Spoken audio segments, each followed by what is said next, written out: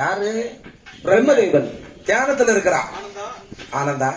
ஏனென்றால் முனிவர்கள் சித்தர்கள் ஞானி பெருமக்கள் ரிஷிமார்கள் ஆண்டவனுடைய பக்தர்கள் எல்லாம் எப்போது பார்த்தாலும் கொஞ்ச நேரம் தான் அவர்கள் மொழிபுற்றி இருப்பார்கள். அது இறை தொண்டு செய்கின்ற நேரம். ஆமா, தன்னிலம் இல்லாது பொதுநிலமாக வாழ்பவர்கள். மற்ற நேரமெல்லாம் அவர்கள் தியானத்திலே அமர்ந்திருப்பார். ஏனென்றால் கண்ணு மூடி இருப்பது ரொம்ப ரொம்ப கஷ்டம். ஆமா, கண்மூடித்தனமா இருப்பது அதை விட கஷ்டம். ரொம்ப எளிது. கண்மூடித்தனமா இருப்பது வேற, ரொம்ப எளிது. கண்ணு மூடி தியானம் பண்ணுவது கடினம். அது ரொம்ப கஷ்டம்னே. அது முடியாது. இருக்க முடியுமா? சும்மா இருக்க முடியுமா? சும்மா 5 நிமிஷம் இருக்க முடியுமானே? சுத்தமா முடியாது.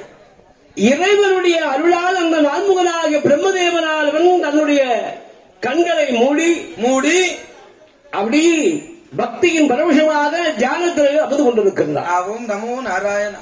அப்படி தியானத்தில் இருக்கின்ற போது தியானம் செய்கின்ற அந்த பிரம்மனுடைய நடு சிரசு, நடு தலைய அப்படி மேலாம உட்கார்ந்து இருக்கும் அல்லவா? வானத்தை பார்த்து நிக்கி. அந்த நடு சிரசை இறைவனுடைய பெருவிரலால் அப்படி அந்த கையினால் கிள்ளி எடுக்கிறார்.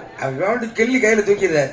ஆண்டவன் கிள்ளி எடுத்தா என்ன ஆகும்? கிள்ளி எடுத்தா என்ன ஆகும்? பிரம்மனுடைய சிரசானது இறைவனுடைய அருளால் கிள்ளி எடுத்ததினால் ரத்தம் பீரிட்டு அந்த பிரம்மனுடைய தலை சிரசானது இறைவனுடைய கையை அப்படி கபால ஒட்டி கொண்டது. சிக்கன் ஒட்டி பிடிச்சுக்கிட்டு அந்த மாதிரி. ஏன் தெரியுமா? எதற்கு? முழித்து பார்த்தான் பிரம்மதேவன்.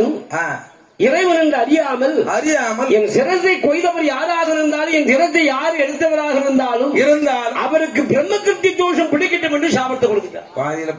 பூமியில பாதி பேர் பிரம்மகிருத்தி தோஷத்தோட தான் அலைதான். ஆமா, இன்னைக்கு பாருங்க ரோட்டோரமா சில ஆளுக்கு காரணமே இல்ல.